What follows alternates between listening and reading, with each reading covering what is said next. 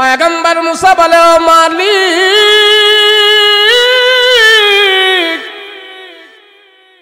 কি আমারে শুনাইলাম? ও আল্লাহ, জান্নাতের ভিতরে যার সাথে আমি বসবাস করব, জান্নাতের ভিতরে আমার যে বন্ধু হবে, জান্নাতের ভিতরে আমি যার সাথে থাকবো, সে তো এখনো দুনিয়াতে বেঁচে আছে। আল্লাহ, দুনিয়াতে আমার জান্নাতি বন্ধুটাকে তুমি একটু দেখায় দাও। জান্নাতি বন্ধুর সাথে আমার মৃত্যুর আগে আমি দেখা করতে চাই। আয় আল্লাহ, আমার জান্নাতি বন্ধুটাকে আপনি আমার একটু দেখায় দেন। আল্লাহ পাক ডাক দিয়া বললেন, এ মুসা, অমুক জায়গায় অমুক বাজারে তোমার বন্ধু আছি, যেই বন্ধু জান্নাতের ভিতরে তোমার সাথে বসবাস করবে। পয়গম্বর মুসা হাঁটতে হাঁটতে হাঁটতে হাঁটতে ওই বাজারের মধ্যে যা খোঁজ করতেছে, অমুক ব্যক্তিটাকে অমুক ব্যক্তিটাকে যা দেখে, অমুক ব্যক্তি একটা গোস্তের দোকানের ভিতরে বসে আছে, চাপাটি নিয়া গোস্ত কোবায়া কোবায়া কষাইগিরি করতেছে, গোস্ত বিক্রি করতেছে। আল্লাহ ডাক দিয়া কয়, মুসা, যে কষাই গোস্ত বিক্রি করে, যে কষাই রান্দা নিয়া বসে আছে, গোস্ত বিক্রি করতেছে, এই গোস্তওয়ালা কষাই তোমার বন্ধু জান্নাতের ভিতরে হবে। কষাই তোমার বন্ধু হবে জান্নাতের ভিতরে, সে জান্নাতি মানুষ। পয়গম্বর মুসা আশ্চর্য হয়ে গেল, কি ব্যাপার? কত মাওলানা, কত মৌলবি, কত দিনদার, কত পরহেজগার আছে, কিন্তু জান্নাতি মানুষটা গোস্ত বিক্রি করে, জান্নাতি মানুষ বাজারের মধ্যে বসা। মুসা পয়গম্বর যায়া তার সাথে অনেক খাতির লাগাইলেন, কোন আমল করে, কোন আমলের বিনিময়ে জান্নাতে আল্লাহ তারে আমার বন্ধু বানাইবে। এবার পয়গম্বর মুসা দেখতেছে লোকটার আমলটাকে গোস্ত বিক্রি করে কষাই পরিচয় তার পাইলাম। জিজ্ঞেস করলো, এ ভাই, কি ব্যাপার? দৈনন্দিনের ভিতরে তোমার আমল কি? তুমি একজন পরহেজগার মানুষ, তুমি একজন আমলওয়ালা, এমন বিশেষ কি আমল আছে তোমার? লোকটা বলে, না না, সবাই যা আমল করি আমরাও তো তা আমল করি, আমিও তো তা আমল করি। লোকটা বলে, না, সবাই যে আমল করে, নামাজ রোজা করে, আমিও তো তা আমল করি। কই বিশেষ কোন আমল আছে কিনা? কয় না, বিশেষ কোন আমল কি আবার? পয়গম্বর মুসা আলাইহিস সালাতু ওয়াস সালাম আশ্চর্য হয়ে যায়, লোকটা আমার সাথে জান্নাতের মেহমান হবে, আমার বন্ধু হবে, জান্নাতের ভিতরে কোন আমল করে? সারাটা দিন গোস্তের দোকানদারি করে, গোস্ত বিক্রি করে, বিকাল বেলা যখন বাসার মধ্যে রওনা দিবে, পয়গম্বর মুসা নাসর বন্দা হয়ে দূরে বসে আছে, কোন আমল করে, কোন আমল করে? লোকটা বাজারে যাওয়ার সময় তার মার জন্য একটা প্যাকেট করছি, প্যাকেট করিয়া এই প্যাকেটটা করেছে একটা প্যাকেট, আরেকটা প্যাকেট করেছে তার বাসার জন্য। দুইটা প্যাকেট নিয়ে সে বাড়িতে রওনা করলো। হাঁটতে হাঁটতে যখন নাকি বাড়িতে যায়, পয়গম্বর মুসা দূর থেকে টার্গেট করলো, লোকটা কি নিয়ে বাড়িতে যাইতেছে।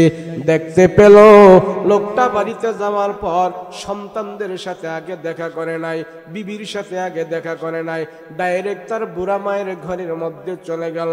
মাকে যায় উঠাইলেন, মাকে যায় বসাইলেন, মজার পোটলাটা মায়ের হাতে দিলেন, বলে, আমার সন্তানদের সাথে দেখা করার আগে, আমার বিবির সাথে দেখা করার আগে, আমার মার সাথে প্রত্যেক দিন আমি দেখা করে আমার মায়ের চেহারার দিকে তাকাইয়া, মায়ের হাজত গুলো পুরা করিয়া, মায়ের চাওয়া পাওয়া পুরো করিয়া, তারপরে আমার বাচ্চা কাচ্চার দিকে যাই, আমার বিবির দিকে যাই। এটা হলো আমার এক্সট্রা একটা আমল। আমার মায়ের সাথে দেখা না করে আমার ঘরের ভিতরে আমি যাই না। আল্লাহু আকবার। পয়গম্বর মুসা আলাইহিস সালাতু ওয়াস সালাম আশ্চর্য হয়ে গেল, ব্যাপার তো তাই। যে মানুষটা দোকানদারি করার পর, সারা দিন পরিশ্রম করার পর মানুষটা তার বিবির কাছে যায় আরামের জন্য, কিন্তু বিবির কাছে যায় না। সন্তানদের দুগাল ভরে ভরে যায় চুমা দেয়, আদর করে, কিন্তু চুমা দেয় না, আদর করে না। সন্তানদের কাছে না যায় তার মার চেহারার দিকে যায় সে তাকায়, মায়ের চাহিদাগুলো পুরা করে, মায়ের যায় খেদমত করে, মায়ের যায় সেবা করে। সেই জন্য অতিরিক্ত একটা আমল তার কাছে পাওয়া গেল।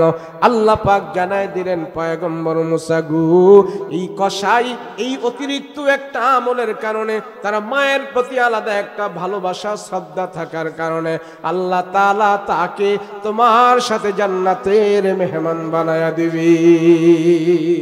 সুবহানাল্লাহ। আল্লাহুল হাইয়ুল কাইয়্যুম ওয়া আতুবু ইলাইহি লা হাওলা ওয়া লা কুওয়াতা ইল্লা বিল্লাহিল আলিয়্যিল আযীম। اللهم صل على سيدنا نبينا شفيعنا حبيبنا مولانا محمد صلى الله تعالى عليه وعلى آله وصحابه أجمعين. صلى الله تعالى عليه وعلى آله وصحابه وبارك وسلم وسلم تسليما كثيرا كثيرا.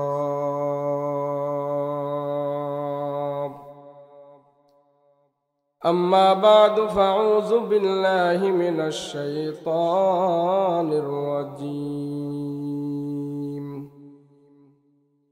بسم الله الرحمن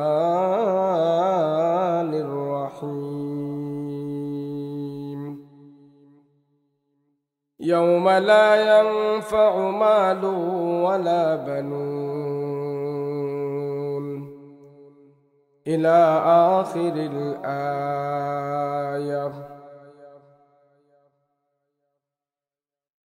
يا أيها الناس إنا خلقناكم من ذكر وأنثى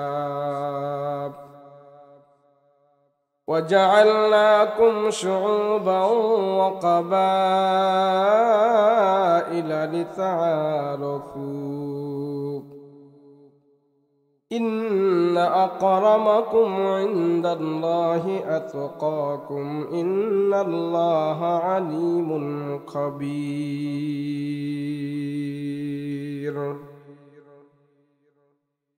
صدق الله مولانا العظيم وصدق رسوله النبي الكريم. ونحن على ذلك لمن الشاهدين والشاكرين والذاكرين والحمد لله رب العالمين.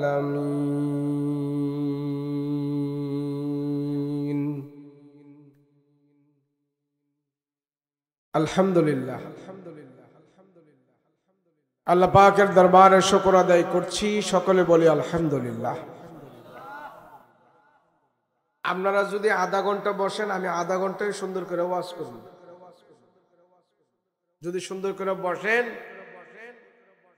আমি সুন্দর করে ওয়াজ করব। যদি হইচে উড়া বসা করেন, তাহলে কিন্তু যেহেতু 12টা বাইজে গেছে, আপনারা যদি বসেন তাহলে আমার মন মতো আমি আধা ঘন্টা 40 মিনিট যতক্ষণ পারি ওয়াজ করবো। রাজি আছেন শুনতে? রাজি আছেন?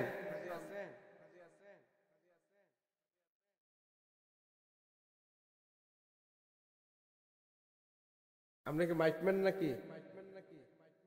হ্যাঁ, ও মাশাআল্লাহ। যাক, এই যে এতক্ষণ আপনারা বসেছিলেন, কোনো লাভ হয়েছে নি? হ্যাঁ, কি লাভ হয়েছে কোন তো দেখি? এই যে মা বোনেরা বসে রয়েছে, এদের লাভ হয়েছে কি? শোনেন, সবার একটা লাভ হয়েছে। যতক্ষণ বৈশা ছিলেন অতক্ষণ পর্যন্ত আপনারা গুনাহমুক্ত ছিলেন। কথা বলেন ঠিক কিনা? গুনাহ করছেন বৈশা? কেউ বিড়ি টিড়ি খাইছেন এতক্ষণ বৈশা? এখানে বিড়ি খাইছেন কেউ? সিগারেট খাইছে কেউ? বিড়ি সিগারেট সব কিছু থেকে আপনি মুক্ত ছিলেন। ছোট বড় কোনো গুনাহই করেন নাই। মাহফিলে আসলে, বসলে, বললে, শুনলে সর্বপ্রথম যে লাভটা হয় সেটা হইল বান্দা যতক্ষণ বসে থাকে অতক্ষণ পর্যন্ত সে সর্বপ্রকারের গুনাহ থেকে মুক্ত থাকে। কথা বলেন ঠিক কিনা? কিন্তু এখানে না থাকলে, বিভিন্ন জায়গায় থাকলে কি করতেন? কেউ টিভি দেখতো, কেউ মোবাইল চালাইতো, কেউ গীবত গাইতো, কেউ গালিগালাজ করতো, কেউ বিভিন্ন গুনাহে লিপ্ত থাকতো। কিন্তু মাহফিলের কারণে একটা ব্যক্তিও এখানে কোনো গুনাহ করে নাই। কথা বলেন ঠিক কিনা? এই অবস্থায় এখানে যদি কেউ মারা যায়, এ যারা বসে আছে মাহফিলে, এই অবস্থায় যদি কোনো ব্যক্তি মৃত্যুবরণ করে, তো গুনাহমুক্ত অবস্থায় তার মৃত্যুটা হয়েছে, এই মৃত্যুর কারণে আল্লাহ তার কবরে আযাব দিবে না। তাহলে আপনারা কেমন জায়গায় বসে আছেন? এখন যদি হঠাৎ আমি মারা যাই,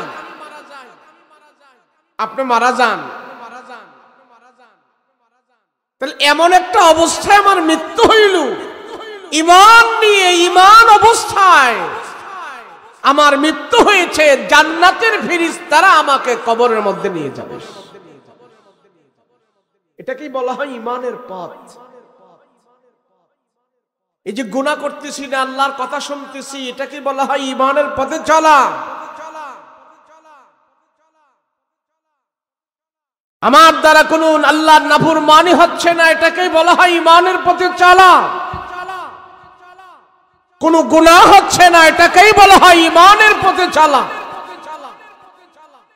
আর এই পথে চলতে গিয়ে যদি কেউ মৃত্যুবরণ করে, আল্লাহ তারে জান্নাত নসিব করে। এজন্য সবসময় আল্লাহর কাছে বলতে হবে যে আল্লাহ তুমি ঈমানের পথে রেখে আমাকে মৃত্যুবরণ করে। ঈমানের পথে অবিচল থেকে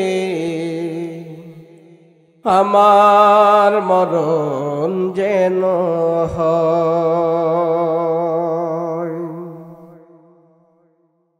ঈমানের পথে অবিচল থেকে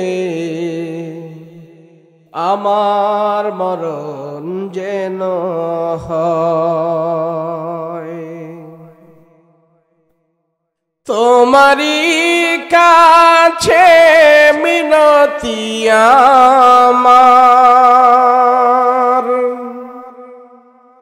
তোমারই কাছে মিনতি আমার, মহামহিম দয়াময়।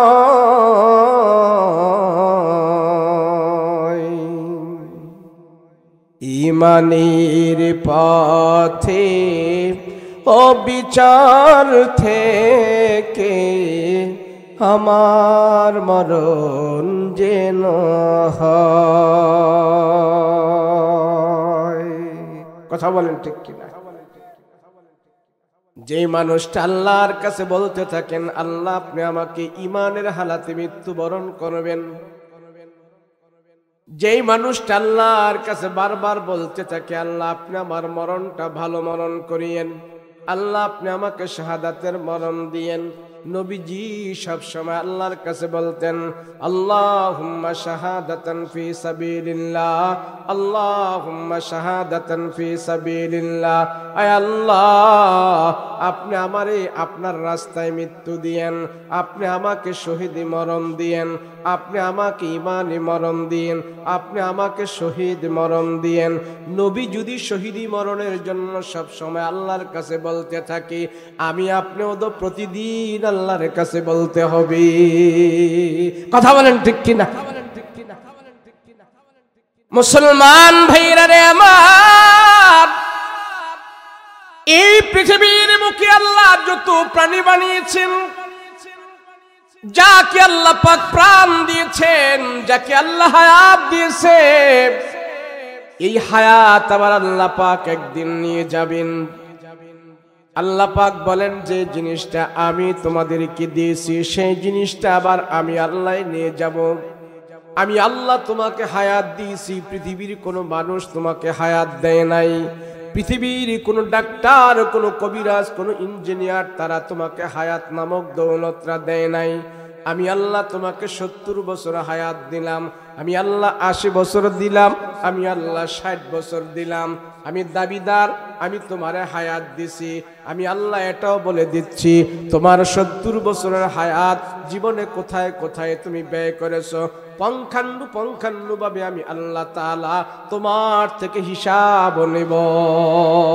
হিসাব দাও।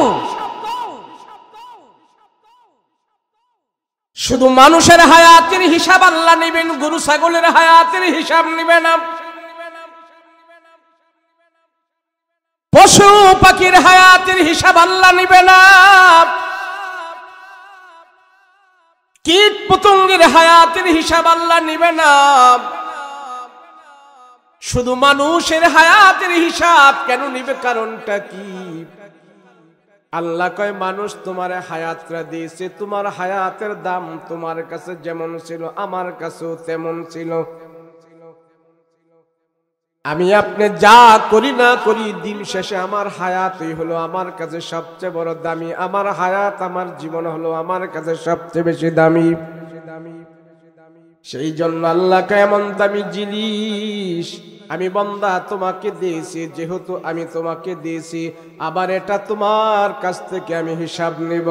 আল্লাহ যদি বলে বান্দা তোমার জীবনে তুমি কত গ্লাস পানি খেয়েছো হিসাব দাও, আল্লাহ যদি বলে বান্দা কত প্লেট খাবার খেয়েছো তুমি আমার কাছে হিসাব দাও, আল্লাহ যদি বলে ও বান্দা জীবনে কত কাপ চা খেয়েছো হিসাব দাও, জীবনে কত কিছু খেয়েছো হিসাব দাও, একটা মানুষ হিসাব দিতে পারবে না।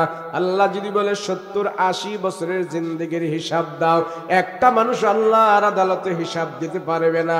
সেই জন্য আমার নবী আমাকে আপনাকে দোয়া শিখাইছে, বান্দারা উম্মতেরা তোমরা আল্লাহর কাছে দোয়া করো যাতে করে তোমাদের হিসাব যেন হাসরের ময়দানে সহজ হয়ে যায়। হিসাব যদি হাসরের ময়দানে সহজ না হয় সেই জন্য আল্লাহ তাআলার কাছে তোমরা ধরা খেয়ে যাবে। সেই জন্য আমার নবী আমাকে আপনাকে দোয়া শিখাইছেন, আল্লাহুম্মা হাসিবনি হিসাবান ইয়াসিরা। এই দোয়া বেশি বেশি করে তোমরা পড়বা। তার অর্থ হইল আল্লাহ আপনি আমার হিসাব সহজ করে দিয়েন।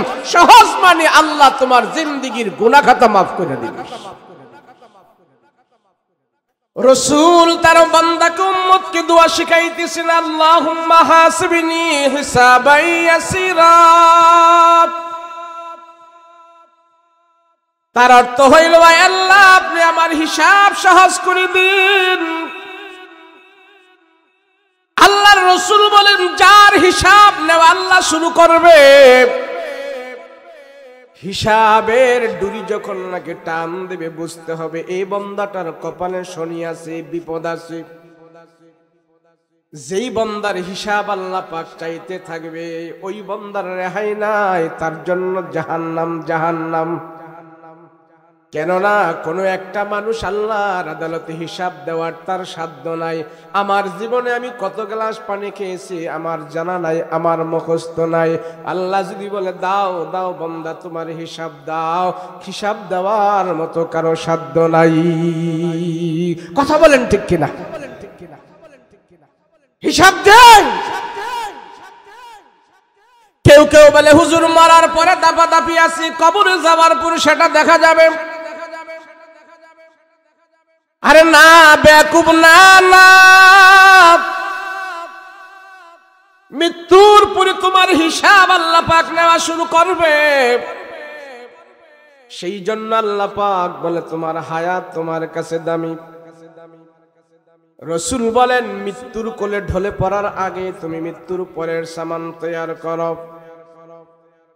দুনিয়ার মানুষই তো দুনিয়ার মানুষের কাছে হিসাব দিতে পারে না, তুমি আল্লাহর কাছে কেমনে হিসাব দিবা? কথা বলেন ঠিক কিনা? দুদক যখন নাকি তোমার সম্পদের হিসাব তালাশ করে, কেমনে বাড়ি করলা, কেমনে বিল্ডিং করলা, কেমনে এত টাকা বানাইলা, হিসাব দাও। দুদক হলো মানুষ, মানুষের বানানো একটা আইন।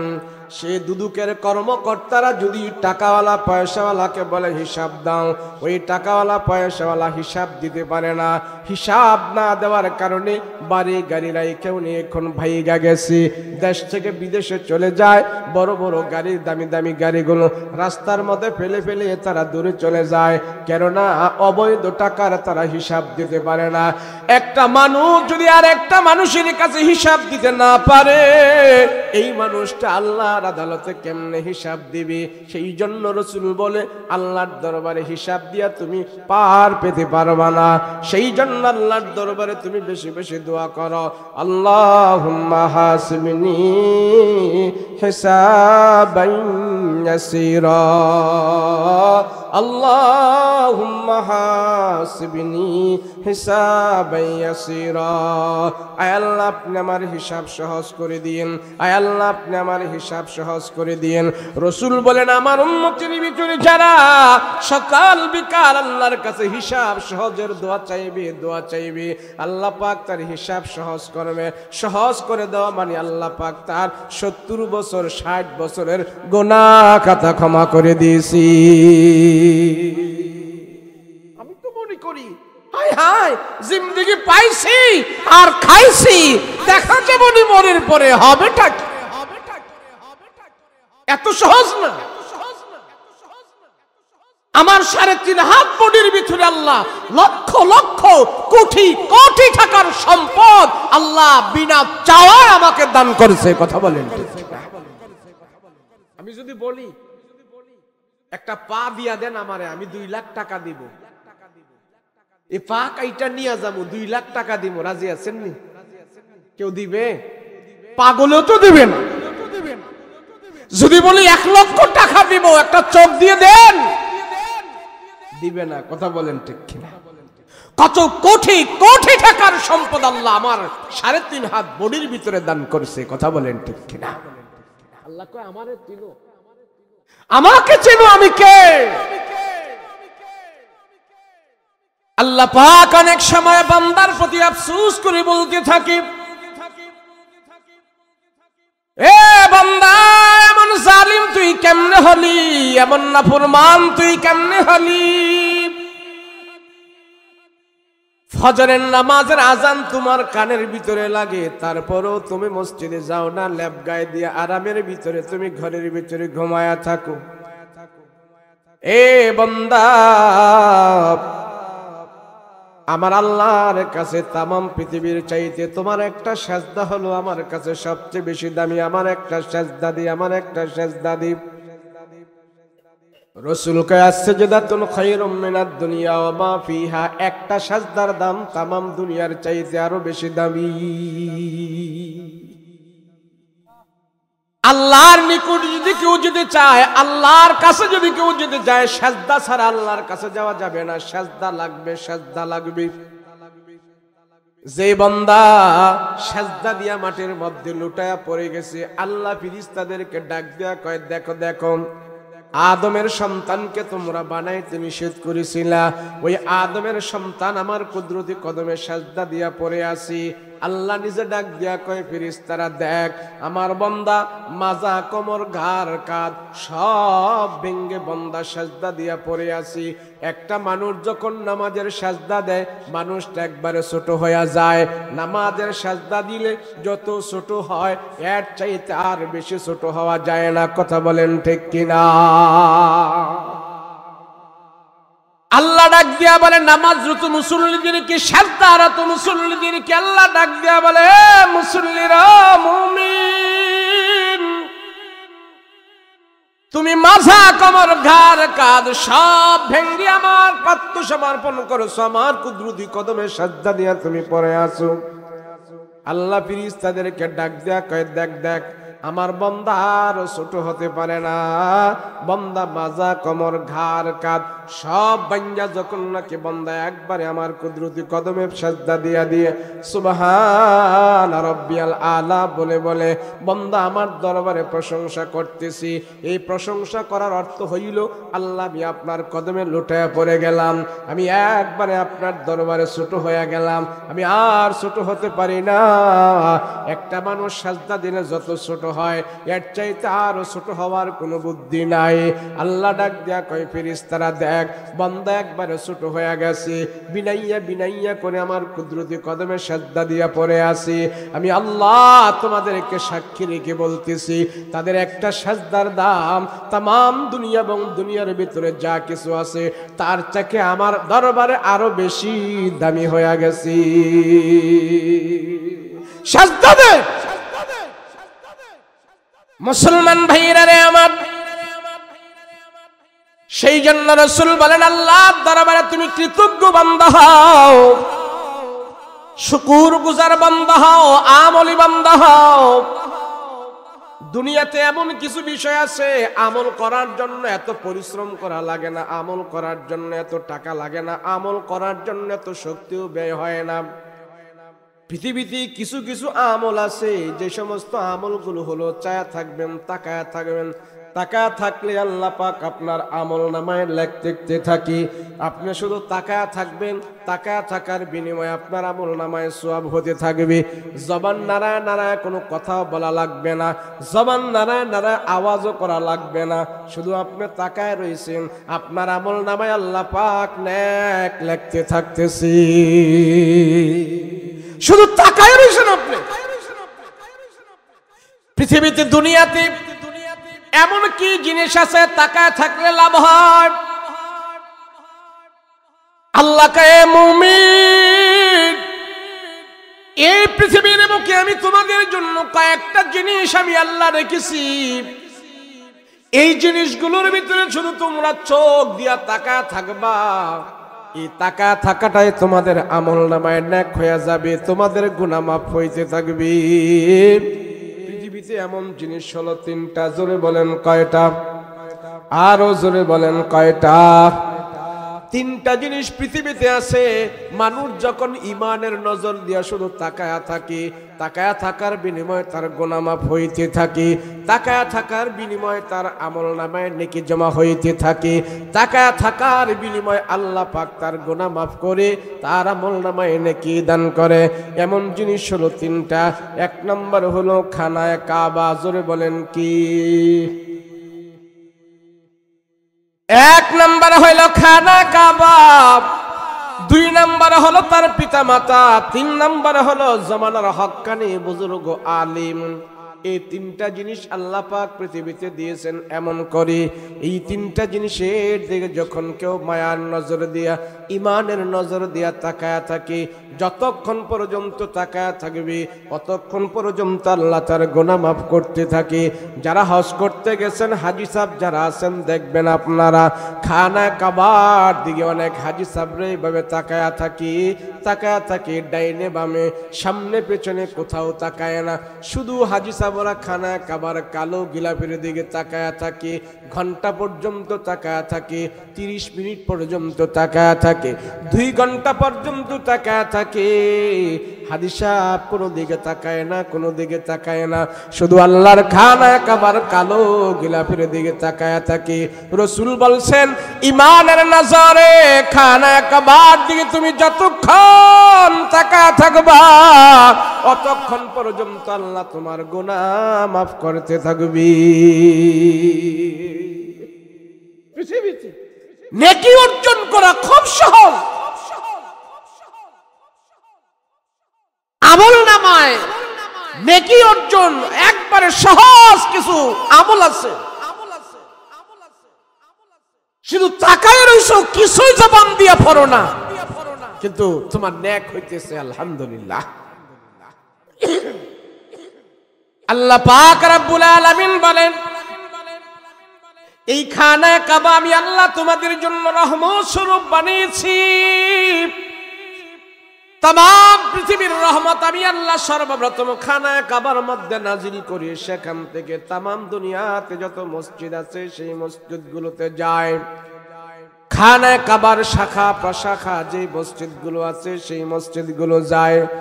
आपनादेर समाजे जे मस्जिद आछे एटाओ किन्तु एकटा बायतुल्लाह, खाना काबाओ किन्तु बायतुल्लाह। ওই আল্লাহর ঘর বাইতুল্লাহর একটা অংশ হলো মসজিদ।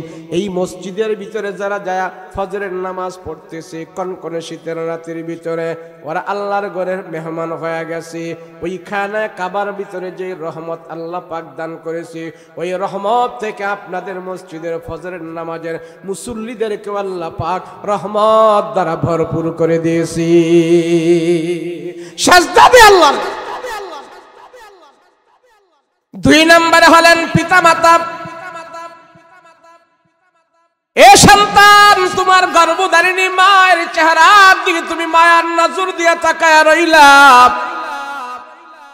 তোমার মার চেহারার দিকে তাকিয়ে তাকিয়ে তুমি তোমার মায়ের জন্য মায়া মহব্বত বাড়ায়া দিলা, আফসোস করলাম। আল্লাহর রাসূল বলেন, তোমার এই আফসোস আর তোমার এই মায়ার মহব্বত, তোমার মায়ের চোখের দিকে, তোমার মায়ের মুখের দিকে তাকিয়ে তাকিয়ে যখন নাকি তুমি আফসোস করলা, মায়ের প্রতি একটা ভালোবাসা সৌহার্দ্যপূর্ণ আচরণ তুমি দেখাইলা, রাসূল বলেন তোমার মার চেহারার দিকে তুমি মায়া এবং ঈমানের নজরে তাকায় থাকার কারণে আল্লাহ তাআলা তোমার আমলনামায় কবুল হজের সওয়াব দান করতে থাকি। আল্লাহু আকবার। আরে মানুষ, তোমার ঘরের ভিতরে তো মক্কা, তোমার ঘরের ভিতরে তো খানায়ে কাবা। অনেক লম্বা কথা। আজকে সমাজের ভিতরে এমন এমন পিতামাতা আছে সন্তানের জন্য এত আহা, এত দুঃখ, সমাজের কোন মানুষের কাছে বলতে পারে না। যায়া ইমাম সাহেবের কাছে বলে, ইমাম সাহেব একটা তাবিজ দেন, পোলাটা মানুষ হয়ে নাই। পোলাটা অনেক স্বাক্ষর পেয়েছে, মা বাবা না খেয়ে আমরা তারে লালন পালন করে বড় করেছি, সেই সন্তানের জন্য আমরা এখন কষ্ট করতেছি, একটা তাবিজ দেন। আছে না? আর আল্লাহর রাসূল বলে, তুমি সন্তান, তুমি যদি তোমার মায়ের চেহারার দিকে শুধু তাকায় রইলা, আল্লাহ তোমার গুনাহ মাফ করতে থাকে। সুবহানাল্লাহ। মুসা আলাইহিস সালাতু ওয়াস সালাম আল্লাহকে বললেন, আল্লাহ পৃথিবীর ভিতরে আপনি কারে বেশি ভালোবাসেন? আমার মহব্বতের প্রিয় মানুষ, আপনার প্রিয় মানুষ কে গো আল্লাহ? আমি দুনিয়াতে তো কত সঙ্গী সাথী নিয়ে আমি চলি, মৃত্যুর পরে তুমি যদি আমার জান্নাতে দাও, জান্নাতে আমার সাথী হবে কে? এমন মানুষের পরিচয় তুমি আমার জানাই দাও। আল্লাহ কয়, মুসা, জান্নাতের ভিতরে তোমার সাথে যে তোমার বন্ধু হবে, সাথী হবে, ওই সাথী বন্ধু এখনো দুনিয়ার জমিনে বেঁচে আছে, ইচ্ছা করলে তারে তুমি দেখতেও পারবে। সুবহানাল্লাহ। মুসা পয়গম্বর পাগল হয়ে গেছে, হায়রে জান্নাতের ভিতরে আমি এমন মানুষের সাথে থাকবো, সে মানুষটা নাকি এখনো দুনিয়াতে বেঁচে আছে, আমি মুসাও বেঁচে আছি। অবশ্যই আমার দরকার, জান্নাতে যার সাথে আমি থাকবো তারও এখন মরণ হয় নাই, আমারও এখন মরণ হয় নাই। আমার জান্নাতি মানুষটাকে আমি এখন থেকে চিনে নেই, আমার জান্নাতের বন্ধুটাকে আমি চিনে নেই। এমন কে রে এমন আমার বন্ধু জান্নাতের ভিতরে তোমার সাথে আমার সাক্ষাৎ হবি? কে? পয়গম্বর মুসা বলে, ও মালিক, কি আমারে শুনাইলাম? ও আল্লাহ, জান্নাতের ভিতরে যার সাথে আমি বসবাস করব, জান্নাতের ভিতরে আমার যে বন্ধু হবে, জান্নাতের ভিতরে আমি যার সাথে থাকবো, সে তো এখনো দুনিয়াতে বেঁচে আছে। আল্লাহ, দুনিয়াতে আমার জান্নাতি বন্ধুটাকে তুমি একটু দেখায় দাও, জান্নাতি বন্ধুর সাথে আমার মৃত্যুর আগে আমি দেখা করতে চাই। আয় আল্লাহ, আমার জান্নাতি বন্ধুটাকে আপনি আমার একটু দেখায় দেন। আল্লাহ পাক ডাক দিয়া বললেন, এ মুসা, অমুক জায়গায় অমুক বাজারে তোমার বন্ধু আছি, যেই বন্ধু জান্নাতের ভিতরে তোমার সাথে বসবাস করবে। পয়গম্বর মুসা হাঁটতে হাঁটতে হাঁটতে হাঁটতে ওই বাজারের মধ্যে যা খোঁজ করতেছে অমুক ব্যক্তিটাকে যা দেখে অমুক ব্যক্তি একটা গোস্তের দোকানের ভিতরে বসে আছে, চাপাটি নিয়া গোস্ত কোবায়া কোবায়া কষাইগিরি করতেছে, গোস্ত বিক্রি করতেছে। আল্লাহ ডাক দিয়া কয়, এ মুসা, যে কষাই গোস্ত বিক্রি করে, যে কষাই রান্দা নিয়ে বসে আছে গোস্ত বিক্রি করতেছে, এই গোস্তওয়ালা কষাই তোমার বন্ধু জান্নাতের ভিতরে হবে। কষাই তোমার বন্ধু হবে জান্নাতের ভিতরে, সে জান্নাতি মানুষ। পয়গম্বর মুসা আশ্চর্য হয়ে গেল, কি ব্যাপার, কত মাওলানা, কত মৌলবী, কত দিনদার, কত পরহেজগার আছে, কিন্তু জান্নাতি মানুষটা গোস্ত বিক্রি করে, জান্নাতি মানুষ বাজারের মধ্যে বসা। মুসা পয়গম্বর যায়া তার সাথে অনেক খাতির লাগাইলেন, কোন আমল করে, কোন আমলের বিনিময়ে জান্নাতে আল্লাহ তারে আমার বন্ধু বানাইবে। এবার পয়গম্বর মুসা দেখতেছে লোকটার আমলটাকে গোস্ত বিক্রি করে কষাই পরিচয় তার পাইলাম। জিজ্ঞেস করলো, এ ভাই, কি ব্যাপার, দৈনন্দিনের ভিতরে তোমার আমল কি?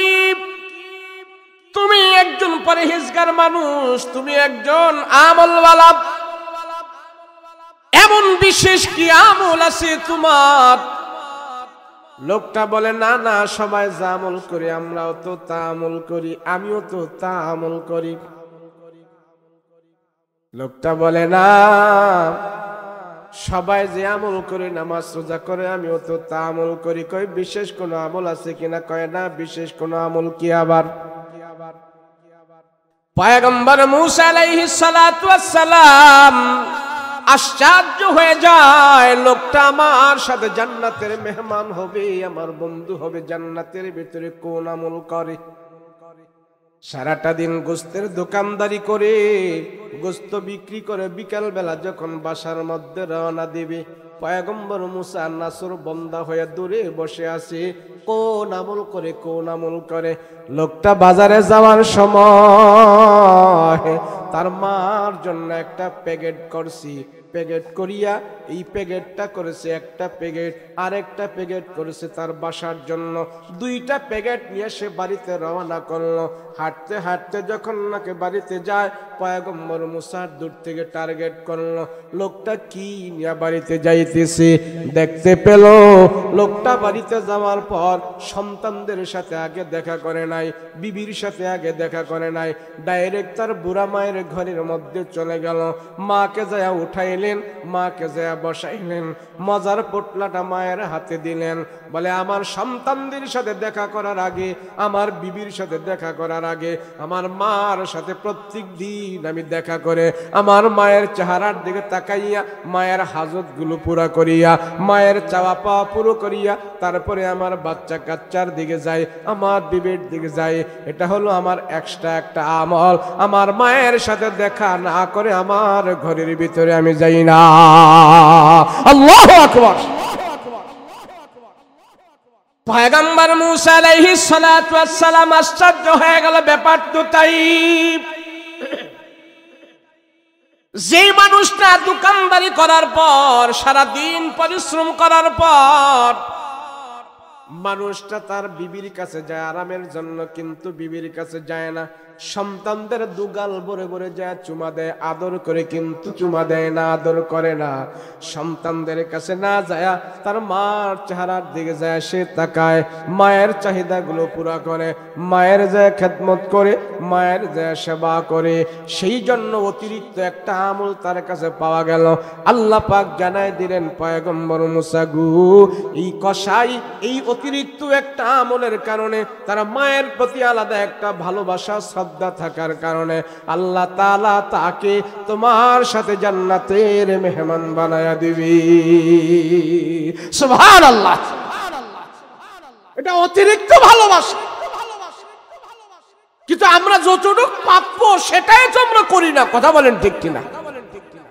মা এবং সন্তানের যে একটা ভালোবাসা, যে একটা মহব্বত, যে একটা সৌহার্দ্যপূর্ণ আচরণ, আল্লাহ নবীদেরকে পর্যন্ত ছাড়ে নাই, নবীদেরকে আদেশ করেছে তোমার মায়ের সাথে তুমি ভালো ব্যবহার করো। নবী নবী নবী কে? নবী হইল কোন গুনাহ নাই, পুত পবিত্র মানুষ, তাদেরকে বলছে তোমার মায়ের পাশে দাঁড়াও। তা আমি আপনি কি? আমি আপনি কোনো কিছু ঝগড়া লাগলে, কোনো কিছু হলেই মায়ের সাথে কথা বন্ধ করে দিলাম, বাবার সাথে কথা বন্ধ করে দিলাম, তাদেরকে খাওয়া দাওয়া বন্ধ করে দিলাম, আমার মতে আমি চললাম। রাসূল বলেন যে সন্তান দুনিয়াতে উন্নত চায়, রিজিকের ভিতরে বরকত চায়, ব্যবসায় বরকত চায়, হায়াতের ভিতরে বরকত চায়, রাসূল বলেন সে যেন তার মার সেবাগুলো আগে আগে করে, তার মার কাছে যেন সে বারবার যায়, মার সাথে যেন দেখা করে। যে সন্তান বারবার শুধু তার মাকে চেষ্টা করে খুশি করার জন্য, রাজি থাকার জন্য, মায়ের সাথে ভালোবাসা দেখার জন্য, রাসূল বলেন তার হায়াতের ভিতরে আল্লাহ বরকত দিবে। রাসূল বলেন তার ব্যবসা বাণিজ্যে আল্লাহ বরকত দিবে, তার জিন্দেগিতে বরকত দিবে, দুনিয়াতে আল্লাহ তার মান সম্মান বাড়ায়া দিবে, ইজ্জত আল্লাহ বাড়ায়া দিবে, যদি তোমার মায়ের সাথে তোমার সম্পর্কটা ভালো থাকে। ভালো রাখো। আজকে উচ্চ শিক্ষা করতে যে, বিশাল বড় ডিগ্রি অর্জন করতে যে দেশ ছেড়ে বিদেশে আমাদের সন্তানকে পাঠায়, আর বিদেশি শিক্ষা পেয়ে এখন ছেলে আর বিদেশ থেকে বাড়িতে আসে না, মায়ের খবরও নেয় না, কথা বলেন ঠিক না? আল্লাহ মা বাবার খেদমত থেকে নবীদেরকে পর্যন্ত ছাড়ে না। বিবির ভালোবাসা আর মায়ের ভালোবাসা দুই জিনিস, একটার জন্য আরেকটাকে হারাইতে পারবে না, একটার জন্য আরেকটাকে কষ্ট দেওয়া যাবে না। ইব্রাহিম আলাইহিস সালাম দাড়ি মুছ পাইকা গেছে, চুল দাড়ি পাইকা গেছে, তো বাবা ইব্রাহিমের সন্তান হইল ইসমাইল। তো ইসমাইল আলাইহিস সালাম বাস করে শহরে, আর ইব্রাহিম আলাইহিস সালাম বাস করে আগের গাঁও গ্রামে। 10 বছর দেখা নাই, 8 বছর দেখা নাই বাবার সাথে, কিন্তু বাড়িটা চেনে, পোলার বাড়িটা চেনে। দূর থেকে একদিন হঠাৎ ইব্রাহিম আলাইহিস সালাম লাঠি ভর করে খটখট খটখট করি নবী ইসমাইলের বাড়িতে আসছে। এসে ডাক দিল ইব্রাহিম। বৃদ্ধ মানুষ ইব্রাহিম নবী, দাড়িগুলো পাইকা গেছে, চুলগুলো পাইকা গেছে, ডাক দেয়া কয় ইসমাইল, ও ইসমাইল, ঘরের দরজা খোলো, ঘরের দরজা খোলো। ইসমাইল আলাইহিস সালাম ঘরের ভিতরে নাই, ঘরের ভিতরে ওনার বিবি আয়েশা দরজা খুললো। দরজা খোলার পরে বলল কি? বলে আমি ইসমাইলের সাথে দেখা করতে আসছি। কয় উনি বাড়িতে নাই, উনি বাড়িতে নাই, বাহিরে চলে গেছে দাওয়াতের কাজে, এতটুক কথা বলছি। কলে কখন আসবে? কয়ে জানি না কখন আসবি, কিন্তু উনি বাড়িতে নাই। বাবা ইব্রাহিম আলাইহিস সালাম এতটুক কথা বলে দরজার সামনে দাঁড়িয়ে রইলেন। যাবার সময়, কিছুক্ষণের পরে যাবার সময় ইব্রাহিম আলাইহিস সালাম ইসমাইলের বিবিকে আবার ডাক দিল ঘরের ভিতরে। কে আছো? বলে জি। বলেন? বলে তোমার স্বামী যখন নাকি দাওয়াতের কাছ থেকে, দিনের কাছ থেকে ফিরে যখন ঘরে আসবে, তোমার স্বামীকে বলবা ঘরের চৌকাঠটা যেন পরিবর্তন করে ফেলে। আমি বৃদ্ধ মানুষ, তোমার স্বামীকে বলবা আমি বৃদ্ধ মানুষ, আমি বলে গেলাম, আমার পরিচয় তোমার জানার দরকার নাই, আমি অমুক শহর থেকে আসছি, তোমার স্বামীর কানে শুধু পৌঁছায়া দিও। এমন এমন একজন ব্যক্তি আসছে, বলে গেছে যাওয়ার সময় বলে গেছে চৌকাঠটা যেন পরিবর্তন করে ফেলে। ঘরের খাপের সাথে ঘরের চৌকাঠটা অ্যাডজাস্ট হয় নাই। ইব্রাহিম নবী চলে গেল। কিছুক্ষণ পর সন্তান ইসমাইল আলাইহিস সালাতু ওয়াস সালাম বাসার মধ্যে আসছে। বলে আজকে কি আমাদের ঘরে কেউ কোনো আসছে কিনা, আমাদের বাড়িতে কোনো মেহমান আসছে কিনা? বলে হ্যাঁ আসছিল। তো কে আসছিল? কয় চিনি না, একজন বৃদ্ধ মানুষ আসছিল অমুক শহর থেকে, চুলদারি পাকনা লাঠি ভর করে আসছে। ইসমাইল বুঝে গেছে আমার বাড়িতে যখন লাঠি ভর করে আসছে, বৃদ্ধ মানুষ আসছে, এটা আমার বাবা ইব্রাহিম ছাড়া আর কেউ আসে নাই। সন্তানের বাবার ভিতরে একটা মহব্বত যখন বলছে বৃদ্ধ একটা মানুষ আসছিল, সন্তান বুঝে গেছে বৃদ্ধ বাবা আমার বাড়িতে আসছে, আমার বৃদ্ধ বাবা তো আমার বাড়িতে আসবে, আর কে আমার বাড়িতে আসবে? এবার ইসমাইল আলাইহিস সালাতু ওয়াস সালাম বিবির জিজ্ঞাসা করে, বিবি ওই বৃদ্ধ মানুষটা যে আমাদের বাড়িতে আসছে কি বলছে গো বিবি, কেন আসছে, কি বলছে? বলে আয়েশা সালাম দিয়ে আপনারে খুঁজছে, ইসমাইল নাম ধরে আপনাকে ডাকছে, ঘরের ভিতরে ঢুইকা গেছে, কোনো কথা বলে না।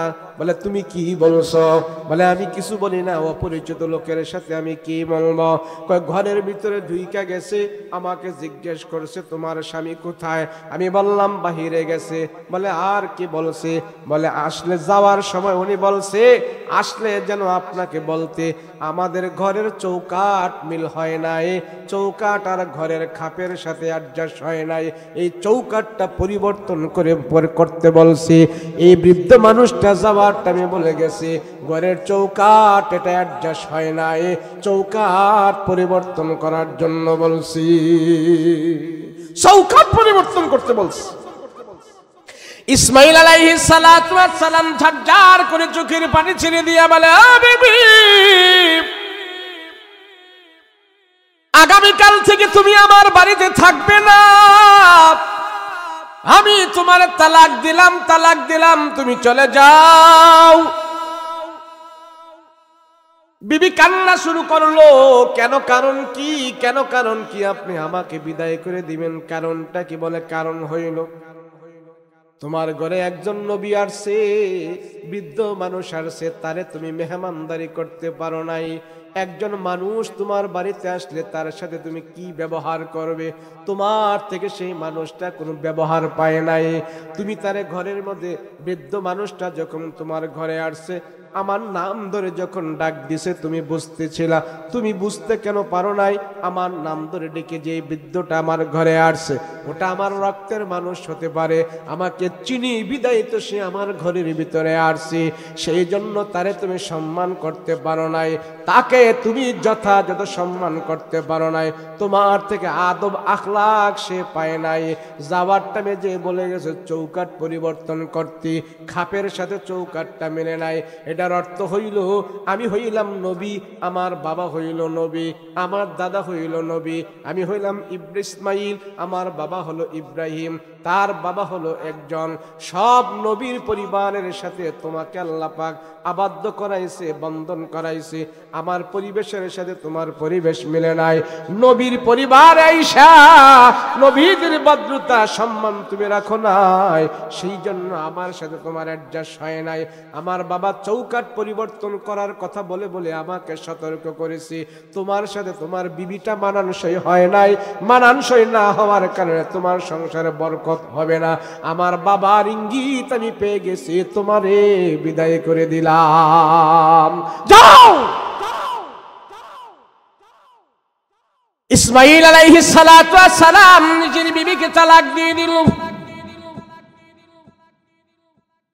আবার নতুন যখন বিবাহ করলেন, কিছুদিন পরে লাঠি ভার করে খটখট খটখট করে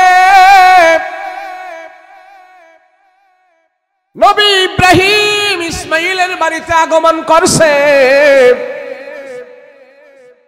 সালাম দিয়া ঘরের ভেতরে ঢুইকা গেল, ডাক দিয়া কয়, বাবা ইসমাইল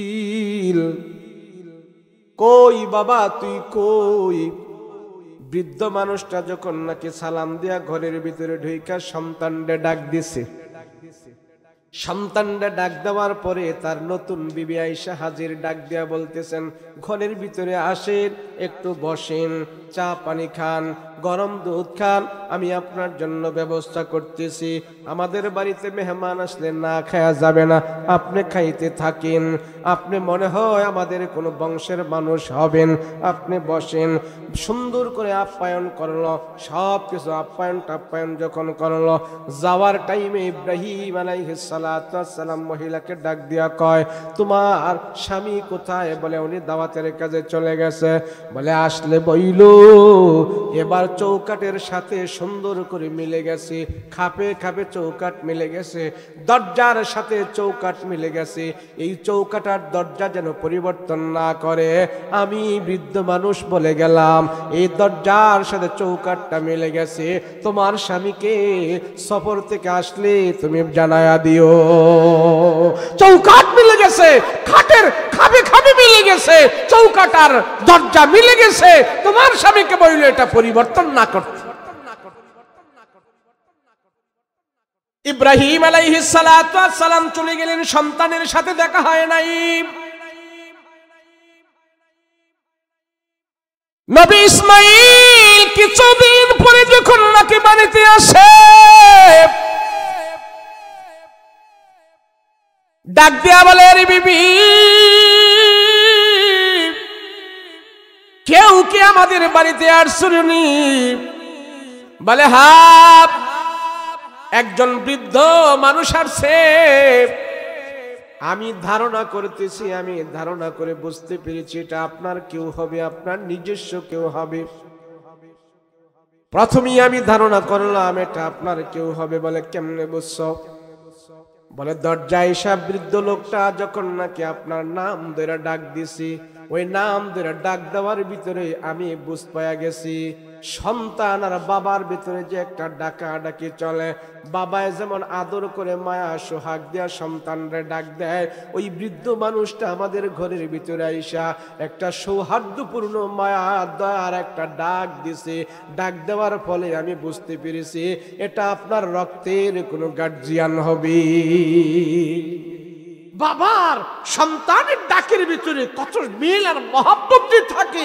আপনার এই বৃদ্ধর কাছ থেকে আমি ডাকটা যখন শুনেছি, আমি তখন বুঝে ফেলেছি এটা আপনার ঘনিষ্ঠ আত্মীয় এবং রক্তের কেউ হবে। তখনই আমি বৃদ্ধ লোকটাকে ঘরের ভিতরে আনলাম, ঘরের ভিতরে নিয়ে চা পানি নাস্তা সব ব্যবস্থা করলাম। আমি তারে সুন্দর মতন খাবার দাবার নাস্তা টাস্তা খাওয়াই দিলাম। যাওয়ার টাইমে লোকটা আমাকে বলছে, ঘরের চৌকাট যেন আপনার পরিবর্তন না করেন, খাপে খাপে চৌকাট আর দরজার সাথে মিলে গেছে, এই চৌকাট যেন আর পরিবর্তন না করেন। এই কথাটা কেন বললাম আমি বুঝতে পারি না। এবার ইসমাইল আলাইহিস সালাতু ওয়াস সালাম ডাক দেয়া কয়, বিবি এটা আর কেউ না, এটা হলো আমার বৃদ্ধ পিতা ইব্রাহিম আলাইহিস সালাতু ওয়াস সালাম। আমার বাবা ইব্রাহিম আমার ঘরের ভিতরে আসছে। আমার অনুপস্থিতিতে তুমি আমার বাবাকে যে সেবা করেছো, যে আপ্যায়ন করেছো, যে যত্ন করেছো, সেই জন্য আমার বাবা বলেছে তোমাকে না ছাড়ার জন্য, তোমাকে আমার ঘরের সংসারের ভিতরে থেকে আমরা দুইজনে জীবন যাপন করার জন্য। বিবিরে আমি তোমার প্রতি খুশি, এমন সুন্দর আচরণ যেন তুমি আমার বাবার সাথে তুমি করেছো। আল্লাহু আকবার। আমাদের ঘরের ভিতরে যারা বৌমা আছে, মা আছে, যারা বউ হয়ে আসে, ছেলের বউ হয়ে আসে, শাশুড়ির সেবা করতে চায় না, শ্বশুরের সেবা করতে চায় না, শাশুড়িকে সেবা করে না, শাশুড়ির প্রতি নজর রাখে না, বৌমা তারা হালাতে সে থাকে, জামাইরে নিয়ে সে জুদা হইতে থাকে, আলাদা করে গাজীপুর টাউনে থাকতে চায়। কথা বলেন ঠিক কিনা? এ মা তুমি যখন নাকি তোমার স্বামীর বাড়িতে আসো, তোমার জন্য জান্নাত হলো তোমার শাশুড়ি, তোমার জন্য জান্নাত হলো তোমার শ্বশুর। তোমার শাশুড়ি মায়ের চেহারার দিকে যখন নাকি তুমি মায়ার নজর দিয়া তাকায়া থাকবা, শাশুড়ির খেদমত যখন তুমি করতে থাকবা, আল্লাহ পাক তোমার জন্য জান্নাতের দরজাগুলো খুলে দিবি। কথা বলেন ঠিক কিনা? এর জন্য রাসূল পাক সাল্লাল্লাহু আলাইহি ওয়াসাল্লাম বলেন, নবীজি বলেন, তুমি যার অধীনে আসো তার সাথে তুমি সৌহার্দ্যপূর্ণ আচরণ করো, ব্যবহার করো, আল্লাহ তোমার উপরে রহম দান করবে। যদি কোনো বৌমা তার শাশুড়ির সাথে শাশুড়িকে মূল্যায়ন করে, শাশুড়ির সাথে মিল মহব্বত থাকে, একটা কথা আছে না, বউ শাশুড়ি যদি মিল থাকে গোলার দাম নাকি সাইল হয়। কথা বলেন ঠিক কিনা? আবার কিছু কিছু শাশুড়ি আছে এমন দজ্জাল মার্কা, নিজের মেয়েকে যেইভাবে সে সুন্দর আচরণ দিয়ে তার মেয়েটাকে লালন পালন করেছে, পুলার বউটাকে এমন আচরণ দেখাইতে চায় না। আছে না নাই? কেন? আপনি শাশুড়ি হইছেন, শাশুড়ি হওয়ার পরে ঘরের চাবি, আলমিরার চাবি, এহেনের চাবি, হেনের চাবি, সব চাবি টাবি শাশুড়ির কাছে বান্দা রাখে, পুলার বউর কাছে দেয় না। আছে না নাই? কয় না দি? আছে না নাই? মানে ছেলের বউকে একটু হা করতেও দেন। এটা আবার ওই মেয়ের প্রতি আপনি অবিচার করলেন, অন্যায় করলেন। আপনার ছেলের বউ সে মা ছেড়ে, বাবা ছেড়ে, ভাই বোন ছেড়ে, বাড়ি ছেড়ে, সব ছেড়ে আপনার ছেলের ঘর সংসার করতে আসছে। এখন আপনিই তো তার জন্য সবকিছু। কথা বলেন ঠিক কিনা? তা আপনি যদি এই ছেলের বউরে যদি একটু সুযোগ না দেন, তার সাথে যদি মন খুলে আপনি যদি বরত্ব না দেখান, তারে যদি আদর স্নেহ আপনি না দেন, তো আপনার বাড়িতে এসে তো এই মেয়েটা খারাপই হবে। ভালো পরিবেশ পায় নাই, খারাপই তো হবে। কথা বলেন ঠিক কিনা? এর জন্য শাশুড়ি যারা হবে তারাও বউর সাথে ভালো ব্যবহার দেখাইতে হবে। কিছু কিছু শাশুড়ি আছে বউকে বিন্দু পরিমাণ ঘরের ভিতরে একটা জিনিস মাতবুরি করতে দেয় নাই, নাড়াচাড়া করতে দেয় না। আছে না নাই? আল্লাহু আকবার। অনেক কথা, অনেক কথা, কিন্তু সব কথা বলা যাবে না সময় স্বল্পতার কারণে। আল্লাহ আমাদের ধৈর্য ধারণ করার তৌফিক দিয়েছেন, এর জন্য আপনাদেরকে নিয়ে কথা বলছি। আল্লাহ আমাদের সবাইকে কবুল করেন, বলেন আমিন। সবাইকে আল্লাহ হেফাজত করেন, বলেন আমিন। এই মাহফিল যারা দিছে আল্লাহ তাদেরকেও যেন সঠিকভাবে বুঝদান করে, সুন্দরভাবে যেন এই মাহফিল ভবিষ্যতে পরিচালনা করতে পারে। সমস্ত ভুল ত্রুটি ঊর্ধ্বে করে ক্ষমা করে আল্লাহ যেন সমস্ত মানুষের ভিতরে এই মাহফিলের মহব্বত আঞ্জাম সবকিছু যেন আল্লাহ দান করে, বলেন আমিন। আমিন। মাহফিলে আপনারা তো মনে করেন খালি গভীর রাত্র হইলে আমরা মাহফিল দিই। আসলে যারা মাহফিল দেয় হেরা তো একটা আবেগে থাকে। বছরে একবার মাহফিল দিছি, এত তাড়াতাড়ি শেষ হয়ে গেলে কেমন কেমন লাগে, তাই না? এর জন্য খালি বেশি রাত্র করতে চায়, বেশি রাত্র করতে চায়। আরে বাবা, বেশি রাত্র করলে আপনার তো কোনো ফায়দা নাই, লাভ নাই তো। এই যে এখন যারা বসে রয়েছে, যেমন একবারে কষ্ট করে বসে রয়েছে, তাই না? আর যদি 1 ঘন্টা এরকম কষ্ট দিয়ে আপনাকে বসায় রাখি, পরবর্তীতে সকালবেলা কইবে হুজুর ওয়াজ কইরা আমগো ফজর নামাজ দিয়ে কাজা করে গেছে। কথা কোন ঠিক না? যাই হোক, যত আলেম ওলামা এখানে বয়ান করছে, কথা বলছে, হ্যাঁ, সার্থক হবে। কষ্ট, শ্রম, মেহনত এগুলি আল্লাহর আদালতে কবুল হবে যদি আমরা এই মাহফিল থেকে শিক্ষা নিই। কিছু কিছু জিনিস আজকে আমরা শিক্ষা নিলাম, কিছু কিছু জিনিস আমরা এখান থেকে হাসিল করে বাড়িতে যে আমল করলাম, এর জন্যই আমাদের এই মাহফিল দেওয়াটা সার্থক হবে। কথা বলেন ঠিক কিনা? যারা এই আয়োজন করেছেন, টাকা দিয়ে, শ্রম দিয়ে, বুদ্ধি দিয়ে, পরামর্শ দিয়ে, আল্লাহ যেন প্রত্যেকের এই জান মাল নাজাতের উসিলা করে। সকলে বলুন আল্লাহুম্মা আমিন। আমিও সবার কাছে দোয়া চাই, আপনাদের জন্য দোয়া করি। আল্লাহ যেন আমাদেরকে সমস্ত বিপদ আপদ থেকে হেফাজত করে, বলেন আমিন। বক্তারা যারা বক্তাগিরি করে, বক্তা আছে, সারা রাত জাগতে হয়, রানিং করতে হয়, সফর করতে হয়, কথা বলতে হয়, খাওয়া দাওয়ার টাইম টেবিল নেই। এখন যে ঘুমাবো, আবার উঠা ফজরের নামাজ পড়তেই হবে, না পড়লে আমার হিসাব তো আমি দিতে হবে, কথা বলেন ঠিক কিনা? যত কষ্টই হোক ফজরের নামাজটা পড়ে আবার ঘুম দিতে হবে। ঘুমায় শরীর ঠিক না থাকলে আবার আগামীকালকের মাহফিলে যাওয়া যাবে না। সেজন্য প্রত্যেকটা দিনের রুটিন, আপনারা তো আজকে যদি মাহফিল শুনে কালকা সারাদিন যদি ঘুমান অসুবিধা নাই, যাদের কাজ কাম একটু একদিন না হই করলাম কিন্তু ঘুমাইবেন। আমি যদি কালকে ঘুমাই তাহলে মাহফিল করব কি? গতকাল মাহফিল করে যদি অসুস্থ হয়ে পড়ে থাকতাম, এমনি তো অসুস্থ, আমি লম্বা কথা বলতে পারি না এবং আওয়াজ বড় করে, আমার এই মাথায় এখানে প্রায় 4টা শিলিয়া, এখানে একটা অ্যাক্সিডেন্ট হয়েছিল, আল্লাহ পাক করিয়েছে, আবার আস্তে আস্তে করে এখন সুস্থ করে দিচ্ছেন। তো আমি যদি গতকাল মাহফিল করে গলা টলা ভেঙ্গে না ঘুমায়া যদি আমি পড়ে থাকতাম বাসায়, আজকে যদি না আসতে পারতাম, কি কইতেন আপনারা? বলতেন যে হুজুরে মনে হয় মুরগির রান আরেক বাড়িতে বড় একটা পাইছে, হেডা খাইতে গেছে গা। যাই হোক, আমরা দিল ইমাম সাহেব ফোন দিছে, ভাই কষ্ট হইল টা আসেন, কষ্ট করে আমি চলে আসছি, যেহেতু ওয়াদা দিয়েছি। তো আল্লাহ আমাদের এই আসা যাওয়া যেন কবুল করে, বলেন আমিন। উসিলা করে দেয়, বলেন আমিন। এই মাহফিলকে যেন আল্লাহ কবুল করে, বলেন আমিন। আমিও আপনাদের জন্য দোয়া চাই, আপনারাও আমার জন্য দোয়া করবেন। সবাইকে যেন আল্লাহ পাক সমস্ত বিপদ আপদ থেকে হেফাজত করে, বলেন আল্লাহুম্মা আমিন। সবাই ইস্তিগফার করে, আস্তাগফিরুল্লাহাল্লাযী লা ইলাহা ইল্লা হুয়াল হাইয়ুল কাইয়্যুম ওয়া আতুবু ইলাইহি লা হাওলা ওয়ালা কুওয়াতা ইল্লা বিল্লাহিল আলিয়্যিল আযীম। اللهم صل على سيدنا نبينا شفيعنا حبيبنا مولانا محمد صلى الله تعالى عليه وعلى آله وصحبه أجمعين। রাত্র এখন গভীর, দোয়া কবুলের সময়। হ্যাঁ, সবার জন্য আমরা মন খুলে প্রাণ খুলে দোয়া করব, সবার জন্য দোয়া করব, সবাই সবার জন্য দোয়া করব। আল্লাহ পাক যেন সবাইকে কবুল করে, সবাইকে যেন মাফ করে দেয়। জি, সবার জন্য দোয়া হবে। আল্লাহুম্মা আমিন। রব্বানা যালামনা আনফুসানা ওয়া ইল্লাম তাগফির লানা ওয়া তারহামনা লানাকুনান্না মিনাল খাসিরিন। রব্বিরহামহুমা কামা রব্বায়ানি সগীরা।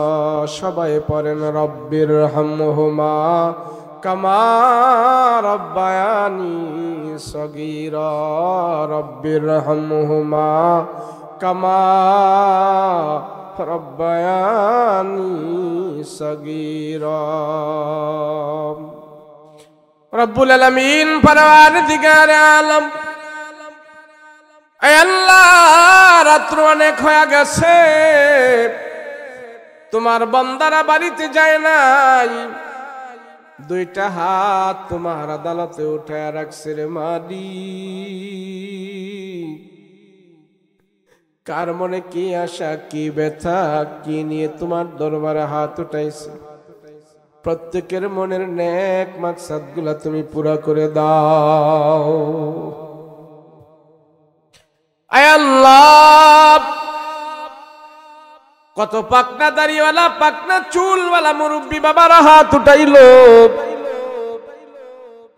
ওগো মালিক, পর্দার আড়ালের মা বোনেরা হাত উঠাইছে। আল্লাহ, তাদেরকে তুমি মাফ করে দাও, আমাদেরকে মাফ করে দাও, সবাইকে তুমি ক্ষমা করে দাও। আল্লাহ, এমন বয়োজ্যেষ্ঠ বৃদ্ধ বাবারা আছে, সোজা হয়ে দাঁড়াইতে পারে না, লাঠি ভর করে করে তারা মাহফিলে যায়, মসজিদে যায়। এমন বৃদ্ধ বাবা জিদেরকে আল্লাহ তুমি মাফ করে দাও। আয় আল্লাহ,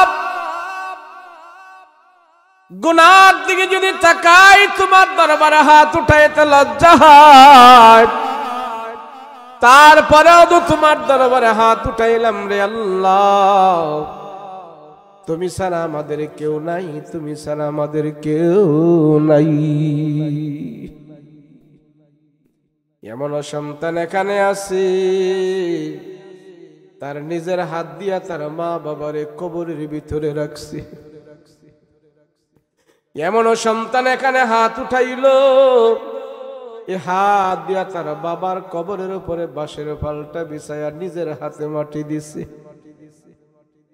আল্লাহ যে হাত দিয়া বাবার লাশ কবরে রাখছে, ওই হাতগুলো আজকের মাহফিলে তোমার আদালতে উঠাইয়া বাবার জন্য দোয়া চায়, মায়ের জন্য দোয়া চায়। আল্লাহ সন্তানদের দোয়া তুমি কবুল করে নাও। আল্লাহ যে মা বাবা আমাদেরকে দুনিয়াতে কষ্ট দেয় নাই, আমাদের কষ্ট সহ্য করে নাই, নিজেরা না খেয়ে আমাদেরকে খাওয়াইলো, ওই মা বাবারা যদি তুমি কবরে কষ্ট দাও, আমরা সন্তানেরা কেমনে সহ্য করবো রে খোদা। আল্লাহ মাতা পিতার কবরের আযাব তুমি বন্ধ করে দাও। আল্লাহ পিতা মাতার কবরে আযাব দিও না, দাদা দাদির কবরে আযাব দিও না, নানা নানির কবরে আযাব দিও না। মরিয়া গিয়াছি যাদের মা ও বাপ, আল্লাহ তুমি করে দিও তাদের গুনাহ খাতা মাফ। আয় আল্লাহ, রাত্র যত গভীর হয় দুনিয়ার মানুষের দরজা জানালা বাসা বাড়ি সব বন্ধ হয়ে যায়, অফিস আদালত মন্ত্রণালয় বন্ধ হয়ে গেছে, সাপ বিচ্ছুগুলো গর্তের ভিতরে চলে গেছে, পশু পাখিগুলো যার যার বাসায় চলে গেছে, কিন্তু আমরা গুনাহগারেরা এখনো বাড়িতে যাই নাই রে মালিক। দুইটা হাত তোমার আদালতে আমরা কাঙ্গাল মিসকিন এতিমের মতন উঠায়া বসে আছি। আমাদেরকে তুমি ফিরায়া দিও না, ফিরায়া দিও না। তুমি যদি আমাদেরকে ফিরায়া দাও, আমরা কার কাছে যাব? যাওয়ার আমাদের জায়গা নাই। আয় আল্লাহ, জানি মরণ হবে, মরণ থেকে আমরা কেউ বাঁচতে পারবো না, কিন্তু সেই মরণ যদি আমাদের হতে হয়, ইমানি মরণ তুমি আমাদেরকে দাও রে খোদা।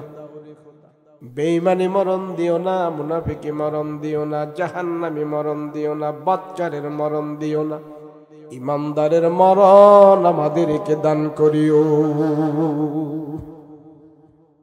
শুক্রবারে মরণ দিও আল্লাহ, রমজান মাসে মরণ দিও, নামাজের রুকু অবস্থায় মরণ দিও, সাজদা অবস্থায় মরণ দিও, কোরআন তেলাওয়াত অবস্থায় মরণ দিও, রমজান মাসে মরণ দিও, নেক কাজের মধ্যে শামিল করি আমাদেরকে মরণ দিও।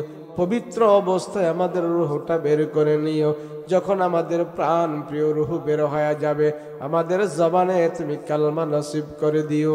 আয় আল্লাহ, জীবনে একবার হলেও নবীর রওজায় যায় সালাম দেওয়ার তৌফিক দান করিও। নবীর রওজা না দেখায় আমাদেরকে মরণ দিও না, হজ্জ বাইতুল্লাহ না করায় আমাদেরকে মরণ দিও না। আল্লাহ, খানা খাওয়ার গিলাপ ধরে ধরে আমরা কান্না করব, সেই তৌফিক দান করিও রব্বুল আলামিন। যতদিন আমরা দুনিয়াতে বেঁচে থাকবো, ঈমান ও আমলের সাথে বাঁচায় রাখো। আয় আল্লাহ, যতগুলো আবদার করলাম, তোমার অনেক বান্দারা দোয়া চেয়েছে, আল্লাহ প্রত্যেকের মনের নেক মাকসাদ গুলা পুরা করে দাও। আয় আল্লাহ, সকলের মনের নেক বাসনা গুলা তুমি পুরা করে দাও রে খোদা। যতগুলো আবদার করলাম সব আবদার গুলো তুমি কবুল করো গো আল্লাহ, সব আবদার তুমি কবুল করো। আয় আল্লাহ, ও মালিক, ও আল্লাহ, তোমার কাছে শেষবারের মতন ফরিয়াদ রে খোদা। আজকের মাহফিল যদি আমাদের জন্য শেষ মাহফিল হয়ে যায়, আমাদের জিন্দেগির গুনাহ খাতা আজকে মাফ করে দাও। কার জন্য যে শেষ মাহফিল হয়ে যায় রে খোদা। কত বক্তা মাহফিল করে বাড়ি পর্যন্ত পৌঁছতে পারে না, রাস্তায় অ্যাক্সিডেন্ট করে মারা যায়। কত শ্রোতা মাহফিল শুনে বাড়িতে যেতে পারে না, রাস্তায় পড়ে পড়ে তারা মারা যায়।